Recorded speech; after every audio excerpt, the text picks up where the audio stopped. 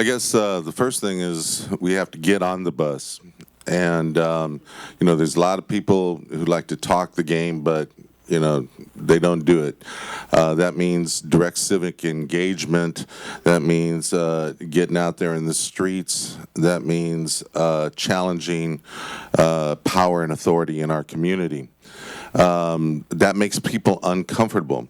While I've been a Richmond person all my life, last year I ended up in the town of Benicia, which I refer to as Stepford. And in part, it's because it's a predominantly white middle-class community, a lot of suburban commuters, and there's a certain gentility that they like to have that I've encountered that is really, it's alien to somebody from Richmond, where, people are very upfront about what they think and what they're going to do about it.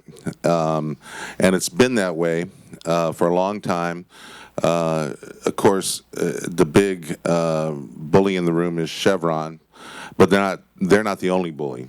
And for many, many years, people have seen it as sort of like a benevolent benefactor. I went to Richmond High School, and our mascot is called the Oilers. And so, it's a legacy there that we're trying to overcome.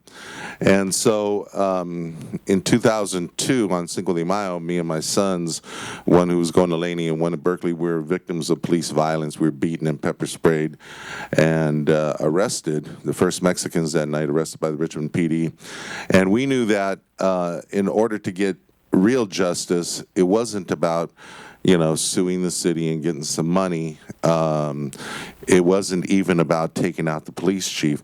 It was upsetting the political order that allowed the police to do this to our community. And we knew that the big strings, even though Richmond had the highest Democratic per capita registration of any city in the Bay Area, the strings of power were being pulled by corporate interests who are predominantly Republican. So we had a lot of sellouts.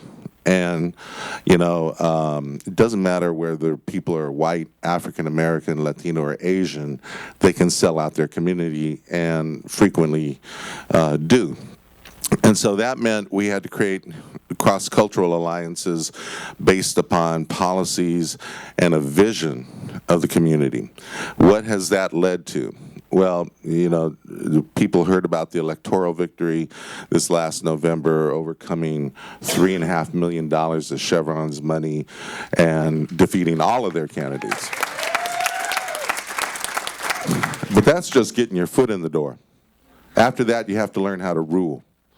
And that's a challenge because so many of us are used to being insurgents. One of the things that we have been able to do in terms of changing the body politic is we were one of the first cities, we were the first city in the East Bay to join community choice aggregation with Marin Clean Energy, more than doubling the size of that agency.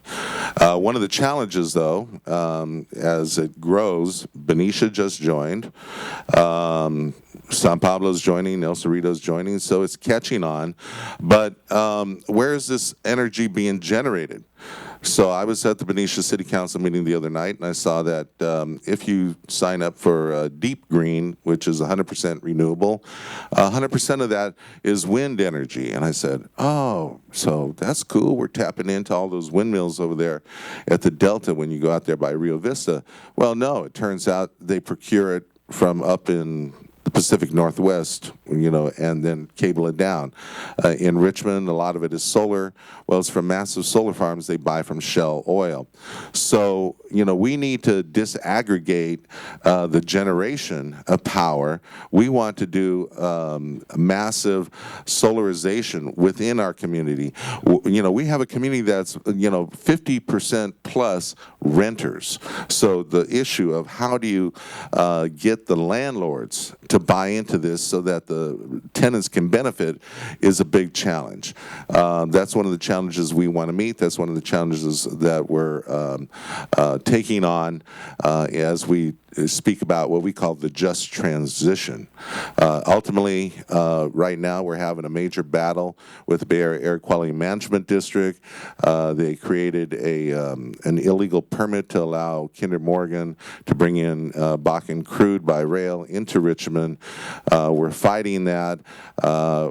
Jack Broadbent, the executive director, please mark his name down. He's the boogeyman that we all need to take on. We need to show up at the Air District meetings and let them know we're pissed off about what they're doing. And they're also developing what we're calling a refinery emissions rule, and they're selling us out to industry. So we need to take on regulatory agencies.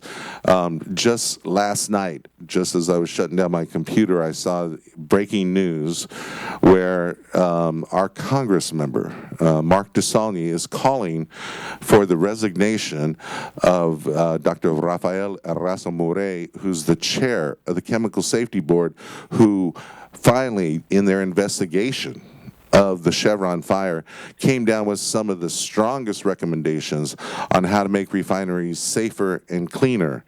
And now, because Mark DeSaulnier is in the pocket of the building trades union, they're calling for his resignation. And we cannot allow this to stand. So I'll stop right there because we got a lot of other stuff to do. Thank you.